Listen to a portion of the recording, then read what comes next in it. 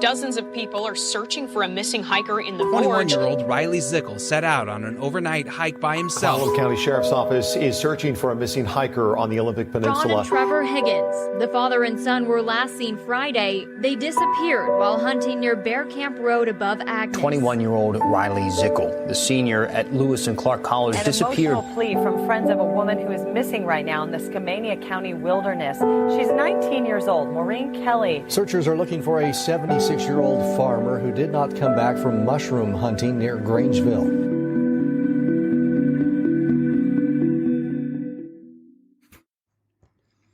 Hello, and welcome to the Pacific Northwest Missing Persons Project.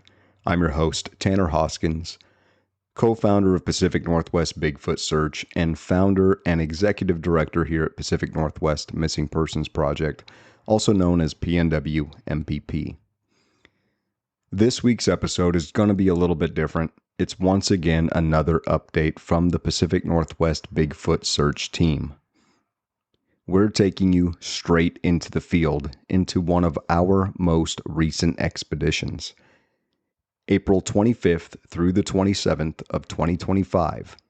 It was a weekend spent deep in the Gifford-Pinchot National Forest, and what we encountered out there was, to put it simply, unforgettable. Picture this. You're standing just north of Willard, Washington. The morning air is crisp.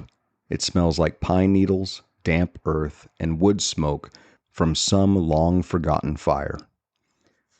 The trees here, towering Douglas firs and red cedars, form a thick, breathing canopy. Sunlight doesn't break through so much as it sneaks in, touching the moss and ferns and patches. The little White Salmon River flows nearby, carving its way through layers of volcanic stone. This forest feels ancient, watching, waiting.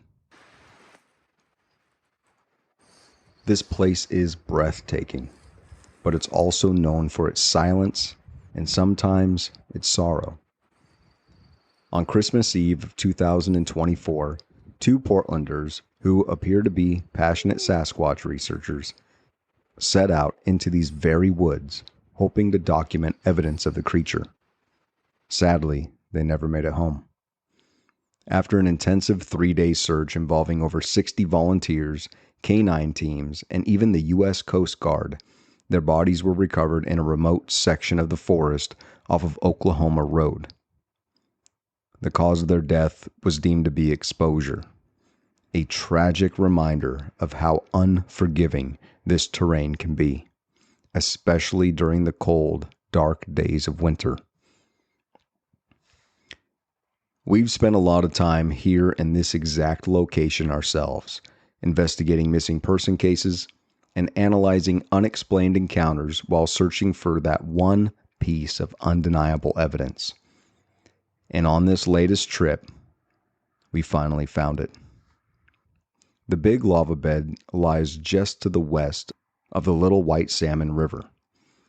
It's the scar of an ancient eruption from Mount Adams, a vast, hardened river of black rock and twisted terrain.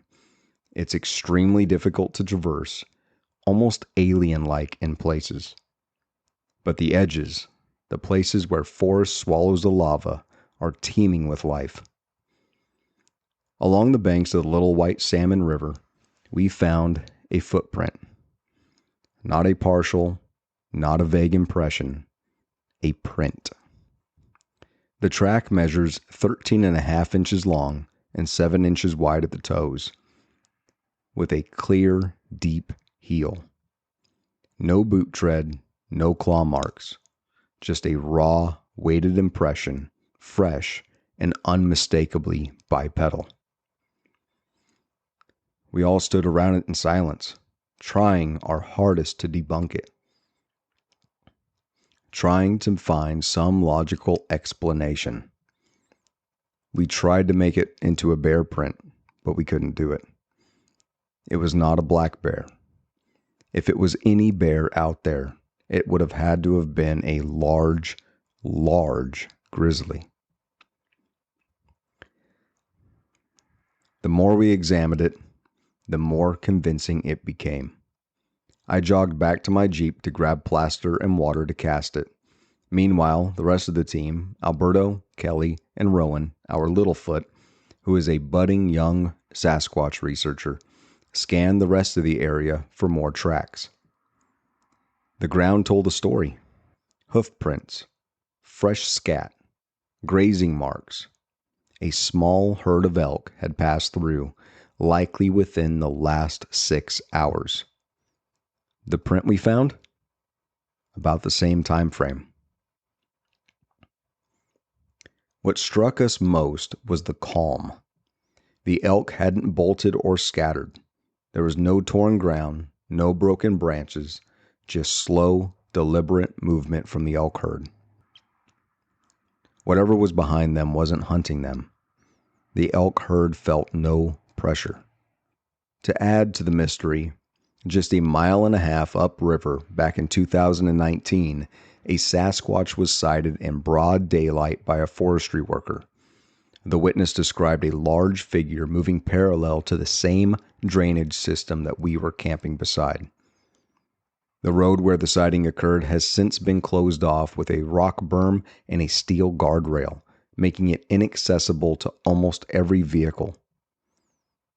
That corridor between the Big Lava Bed and Willard is becoming more and more of a hotspot. With closed gates and barriers all over the place, minimal human activity mixed with dense forest, closed roads, and ample wildlife, if something wanted to live undetected, this is the place it would do it.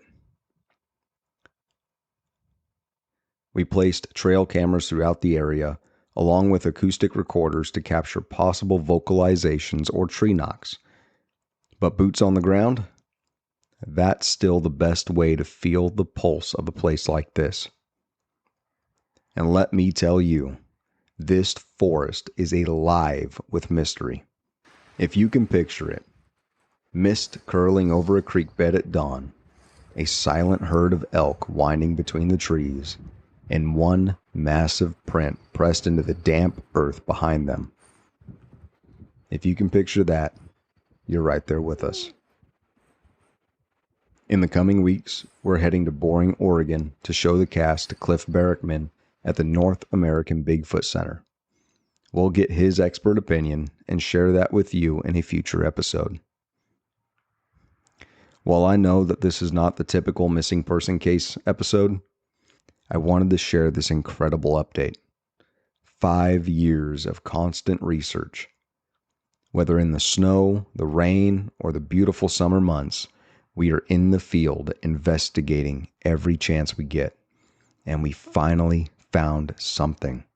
If you're watching the YouTube video version of this podcast, you are seeing the print firsthand through a 3D scan and through the images we took. Let us know what you think. If you can debunk this, please let us know. Either post it in the comments or email us directly through our websites at either pnwbigfootsearch.com or pnwmpp.org. If you yourself are wanting to know what Sasquatch activity is in the area that you plan to recreate in, please visit www.bigfootmap.com or by downloading the app Bigfoot Map on Apple or the Google Play Store. Until next week, please become familiar with the missing person cases in the area that you plan to recreate in. You can do so through our website, www.pnwmpp.org. You never know when you might locate something that brings answers or closure to a grieving family.